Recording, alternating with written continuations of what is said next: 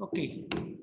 So in our last class, we were discussing about the Pinacol, Pinacolone rearrangement. So here, what is happening? The adjacent hydroxy group, vicinal diol, okay, undergo rearrangement in presence of acid. H plus means acid, giving rise to ketone.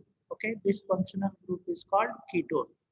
And here you can observe that two hydroxy group adjacent to carbon atom. But here only the one ketonic functional group is peptide. This transformation or this rearrangement. In addition to this, you can also observe that one of the methyl group is moved from here to here. That is called 1,2 shift. So then this compound is called pinacolone, and this is called Pinacol means hydroxy. ONE means ketone. Okay, this kind of transformation are called Pinacol Pinacolone rearrangement. So this reaction is catalyzed by acid. Acid means proton. So what if we are looking into the mechanism? Let's go to the next slide. So you can observe that here two hydroxy group. So the lone pair present on the oxygen can capture this proton. So if this hydroxy group is protonated. Once this is protonated, it will go out. So it will go out as a water. So once this is going out, there will be a formation of carbocation. And this formed carbocation is a secondary carbocation. And here there is a possibility of movement of this methyl group to here. This is called 1,2 shift. That means this methyl group is moved from this carbon to this carbon. Okay, so then the obtained one is this. So here there will be a loss of proton. So that means this the bond between the oxygen and hydrogen, the bond pair is coming over here. So that is how the a ketone is obtained. So overall, Pinacol-Pinacolone rearrangement involves the migration of adjacent methyl group, and this reaction is catalyzed by acid, and there is an involvement of 1,2 methyl shift, and a dihydroxy compound is converted into ketone. So this is what we can write. So this is the mechanism, and the previous one is reaction. So similarly, this is called dihydroxy. So here you can observe that this is the bromo and this is hydrate. This kind of moieties are called bromohydrate. So bromohydrin also undergoes Pinacol-Pinacolone rearrangement. So in presence of silver cation means Ag plus means silver cation. What it will do? It will take that means you know that Br is there, no? Br will go out along with bonded pair. Then what is the living group here? The living group is AgBr. Silver bromide is going out. What it means? Br along with this bonded pair going with the Ag plus. That means AgBr is the product formed. Once the AgBr is formed, so there will be a cation here. So that's what here I mentioned, a cation is formed. Once the cation is formed, then what will happen? There will be a migration. This methyl group is moved from this carbon to this carbon, and this is called 1,2 shift. Similarly, when there is a shift, this one, then there is a bond between the oxygen and hydrogen. The bonded pair will come over here. That is how the pinacolone is obtained. So overall, what we can mention that a bromohydrate, when it is treated with silver, it gives a pinacolone. Okay, that's what we can mention. In addition to the bromohydrate, it is also a amino alcohol. This is called amino, and this is alcohol. A 1,2 amino alcohols also undergo Pinacol-Pinacolone rearrangement, more particularly in presence of diazotization. This is called a diazotizing reagent. NaNO2 in presence of H plus means diazotizing reaction. What will happen? So the lone pair present on the nitrogen can capture this, and there will be a formation, there will be a conversion of NH2 into N2Cl. That is called diazonium chloride, and the N2Cl will go out. So once the N2Cl will go out, there will be a formation of carbocation. Once there is a formation of carbocation, there will be a migration, 1,2 shift. That means this methyl group is moved from this carbon to this carbon. So then what will happen? The bond between the oxygen and hydrogen, the bonded pair is moving over here. That is how the Pinacolone is obtained. This is about the Pinacol-Pinacolone rearrangement. Overall, a vicinal diol or the 1,2-bromohydrin or 1,2-amino alcohol undergoes Pinacol-Pinacolone rearrangement and giving rise to Pinacol. So this is how you can write or know about the Pinacol-Pinacolone rearrangement. And here, what you need to remember, a vicinal diol undergoes rearrangement in presence of H plus, giving rise to Pinacolone. So that's what you can remember. Write the reaction and go for a mechanism and write a few examples. That's enough for 3 marks or 5 marks. Usually on the rearrangement, you may get 3 marks plus 3 marks. 6 marks question you can get on this chapter. Okay, more important, many times Wagner-Merwin rearrangement is asked. Sometimes Pinacol-Pinacolone, Baeyer-Villiger oxidation. Okay, sometimes Beckmann rearrangement. So overall, everything is important. You just look into that, and you will have a question on this chapter in your main examination. So with this, I will go to the next slide. Next slide is about the Hofmann reaction. So what is Hofmann?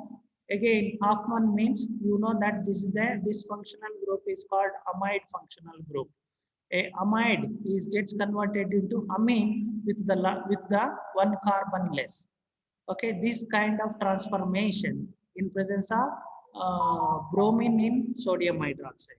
So it is also called as hypobromide. This you know, no? Hypobromide. Hypobromide means this one. NaOBr is called hypobromide.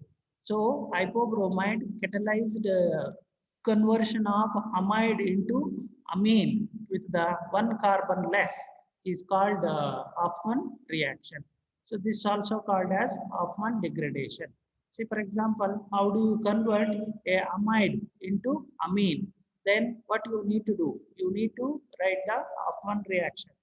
So Hofmann reaction means conversion of an amide. So amide gets converted into amine with a less number of carbon. So that's what you need to remember. And this reaction is catalyzed by sodium hypobromide. This sodium hypobromide, how it will form? It will form by the combination of sodium hydroxide and bromine. So this is about the Hofmann reaction. So reaction you can write. So when you are writing reaction, you have to write the amide and you have to treat with the sodium hydroxide in bromine, and the arrow mark, it will give you an amine and carbon dioxide.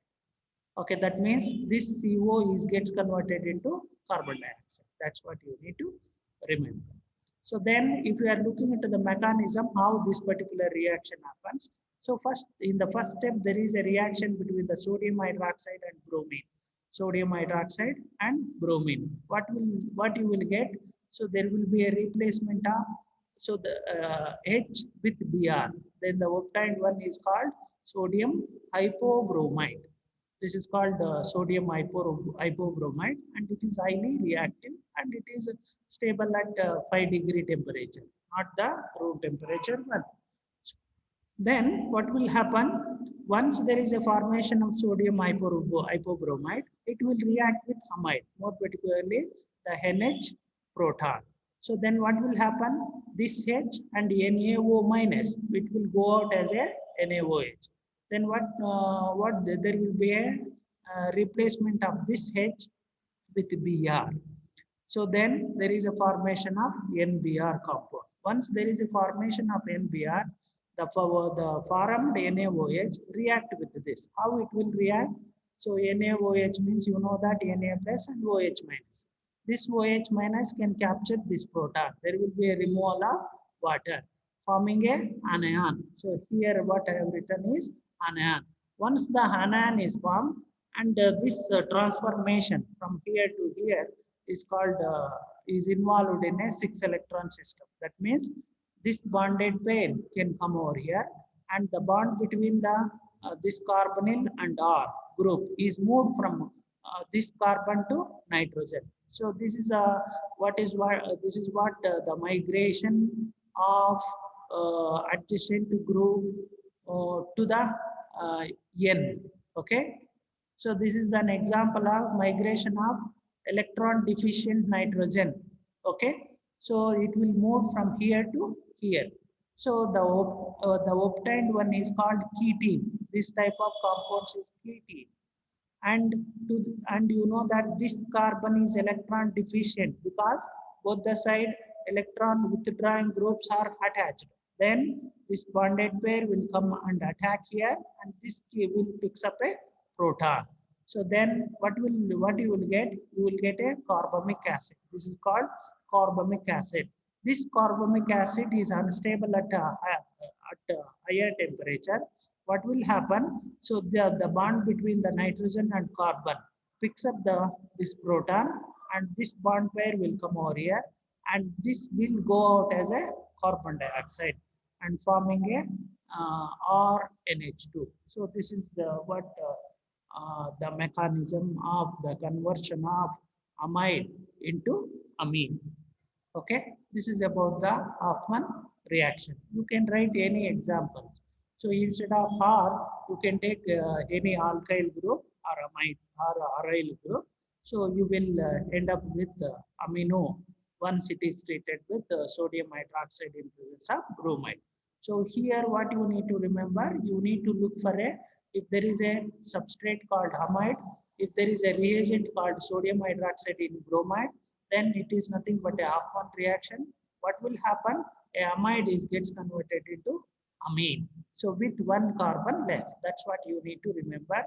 This is the reaction, and this will be the mechanism. So with this, I will go to the next slide. So next slide is about the Beckmann rearrangement. So Beckmann rearrangement means what you can observe here. So this is called this kind of C double bond NOH. C double bond NOH type of molecules is called oxides. Okay, this two can be a phenyl or maybe a. So if you are taking in general reaction, this can be R, this can be R dash. R and R dash may be a alkyl group or aryl group. So what is the of our interest? So this is C double bond NOH containing functional groups are called oxides. So C double bond NOH containing functional groups undergoes rearrangement in presence of H plus. So where you will get this H plus? This reaction is catalyzed by PCl5, SOCl2. PCl5 means phosphorus pentachloride, SOCl2 means thionyl chloride, POCl3 means phosphorus oxychloride. So these are catalyzed by the conversion of an oxime to amide. Okay, so this conversion is called the Beckmann rearrangement. So suppose if there is a question, how do you convert an oxime into amide? So it's nothing but a Beckmann rearrangement. So in the Beckmann rearrangement, oximes under the influence of variety acidic reagent. Okay, variety acidic reagent substituted amine to get the substituted amine. This obtained one is called substituted amide. Is called Beckmann rearrangement. So if we are looking at the mechanism, so this is a particular example I have taken. So when in the next slide, I will explain about the mechanism. So there I have taken a general example. So that is this. So this is an oxime. So oxime, when it is treated with H plus, so the lone pair present on the hydroxy group picks up this proton, and what will happen? So there is a intermediate form like this. Once there is a new bond between the oxygen and hydrogen, so then this bond becomes weak. So then what will happen? This along this H, H2O along with this bonded pair, it will go out. Once uh, H2O is going along with this bonded pair, there will be a formation of positive charge on the nitrogen. So this type of molecules are unstable because electronegative species is having positive charge. So that is the reason there will be a migration of this bonded pair. Means this group is migrated from here to here. So that's what I have written here. So then what afterwards what will happen? There will be a reaction. There will be a water attack. How the lone pair present on the oxygen can attack this carbon, and this can fix up a proton. So that is how amide is obtained. So this is explained in terms of words. So here you can find treatment of oxide with acid generate the leaving group on nitrogen atom. So loss of leaving group generate an electron deficient carbon. Migration of a group of adjacent carbon to electron deficient nitrogen resulting in a carbocation. So this is called a carbocation. The attack of water molecule. So here, the attack of water molecule on the carbocation followed by loss of proton gives amide. So this is about in terms of words, and this is a mechanism. Okay. So this is about the Beckmann rearrangement. Okay. So then I will go to the next one. So next one is about the Baeyer-Villiger oxidation. So here, what is the thing? A ketone. Okay, this kind of moieties are called ketone. A ketone, when it is treated with peracid. So what is the difference between the acid and peracid? You can observe that this is the benzoic acid. So you can find that two oxygen groups are present. COOH group is called carboxylic functional group. But here what you can find COOH. Okay, that means it contains three oxygen. So that is the reason this type of molecules are called peracid. So then what it will do when a peracid is treated with ketone, a ketone gets converted into ester. So this is the obtained one is called ester, and the leaving group is carboxylic acid. Overall, so one can frame a question on this. How do you convert a ketone into ester? Then it is nothing but a Baeyer-Villiger oxidation. So Baeyer-Villiger oxidation means it's a conversion of ketone into ester with peracid. So then what will happen if we are looking into the mechanism? So nucleophilic attack of peracid. So that means this will attack, means you know that O minus H plus. This O minus H plus will attack the electron deficient carbon of the ketone. More particularly, what will happen? O minus H plus, I mentioned. So that means H plus, the lone pair present on this oxygen can capture this proton. Then it's called protonated ketone. The protonated ketone is the nucleophilic attack by peracid. That is the first step. And once the intermediate is obtained, so then there will be a migration. So migration of adjacent carbonyl carbon adjacent groups migrated to the oxygen. So this is an example of, okay, I will show you that. So this is the mechanism. What will happen in the first step? The lone pair present on the ketone oxygen captures this proton, forming a protonated ketone. And this protonated ketone is attacked by nucleophile called peracid. That means lone pair present on this oxygen will attack, forming a peroxide intermediate. This is called peroxide intermediate. And here there is a involvement of 6 electron involved species, and 6 electron involved species are more stable.